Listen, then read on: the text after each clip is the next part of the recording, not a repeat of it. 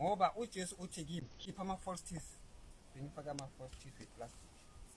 bakhona abazalwane abafakayo so ujesu uthi mina ngiwakhiphe ngawabeka lapha so uyazile ukuthi uma ngiwabeka lapha endlini laphaya sometimes uma ngiphuma mhlawumbe ngiya emall uyazile ukuthi ngizowafaka ngizowakhipha nje uma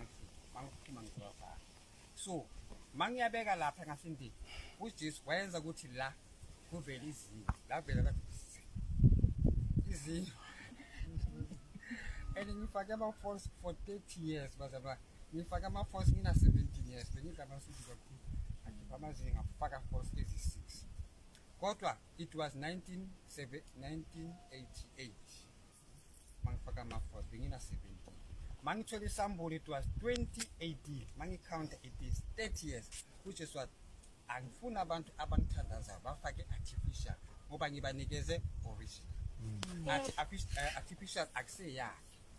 athi uSathane uyajabula makabona abafundisi bashumayela bafaka ama-false uSathane uyajabula ngoba umfundisi makashona uSathane uvumele ukuza egate nasezulu yasezulu and makavela uSathane akaveli njengomuntu avela lapha ayehla eTexini eza uSathane uthi nje ubona sekakhona and umude uyasabeka umnyama kodwa uyatshintsha uSathane utshintsha kaningi uyakhona ukuba umuntu omhlophe kube ubhuti omuhle atshintshe kube Indian atshintshe kube umuntu omnyama utshintsha kaningi uSathane kodwa uJesu akamvumeli ukuthi atshintshe for more than 10 minutes uyatshintsha nje avele ukuthi azokhokhisa abantu isikhathi esincane not more than 10 minutes isikhathi esincane then ke kwavela izinyo la uJesu uyazile ukuthi ngizowafaka ngithi mangikho so kwavela izinyo after 30 years kwavela izinyo ondile akusizinyo kodwa yinto izinyo elistand elikwende kakhulu ilose uma libamba ungakhona ukulikhipha kodwa lavela within a day uJesu it was a warning ukuthi akafuni ngifake lento lesi so ngasiphula ngazilahlela lento leyana khipha ngayilahlela sazwana ke bazalwane then ke uJesu umathi akafuni artificial nyangizwa bazalwane so ngiwakhiphile ama-false ngiyabekele ngiyalahlele le ngiyima phambi kwabantu nonke ningibhekile nangibona ngikhuluma nganamazi angizazi ukuthi mina njani manje ngibhekile kodwa ayifuni angithi bazalwane ngoba ngibonile umzimba omuhle sazwana bazalwane amen ezulwini ngibonile abantu abanamanyawo lapha emhlabeni kodwa ezulwini banawo ngabona ukuthi okunje sinemizimba lokhu siyazula la kanti sinemizimba imele uwela umoya wakho uphume uyongena lapha manje ke akafuni false teeth ngiyabakhiphi number 1 if nama-false usenkingeni if wena uzohamba ngawo because ukufa uzuza njenge-rapture angithi ngizilo today if ufaka ama-false teeth it's a grace ukuthi uhambe uwakhiphe uqale today or kusasa ukukhipha ama-false because the devil will accuse you and uSathane uzakubulala because if uthola isambulu uSathane uyakwata abantu makathola isambulu because uJesu ubanikeza isambulu zezinto ezenzakala ngasezulwini uSathane akafuni abantu bayazi so ke first teeth uJesu akayifuni number 1 number 2 gold teeth uJesu akayifuni ukunikeza amazinyo amhlophe sazona bazalwane akafuni gold teeth akafuni gold teeth akafuni platinum ngoba kune gold teeth kune platinum teeth kunezinto engathi amadrata nawo bayawafaka amadrata abamba amazinyo angabi bayazi abasebenza ngamazinyo kunamadrata abamba amazinyo madrata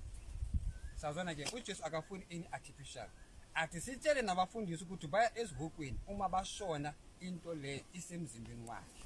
uma uthola accident umfundisi and ufaka ama-false uya ezihokweni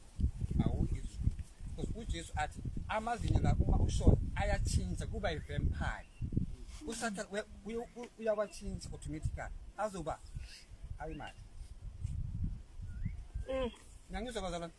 uma ushona ufake false teeth uJesu ubonisile uma ushona iyatshintsha kuba i-vampire amazinyo angathi amazinyo wezulu so uJesu athi bazangena ezulwini ngalamazinyo bawuluma abantwana bami uyabuza makabuza ngathula ngathi so mangithula uyasibonisa ukuthi akasifuni lezi zinto lezi sazwana nje so everybody azoshona afake ama-false teeth or gold teeth uya ezihogweni aloku asindisile ujesu uthi simtshele wathi simtshele ukuthi akusiwuye athi abantu bayenze kanjani bafaka athi akusiwuye yes athi akusiwuye athi abantu bafake amacici athi if bekafuna abantu bafake amacici bekazoba dala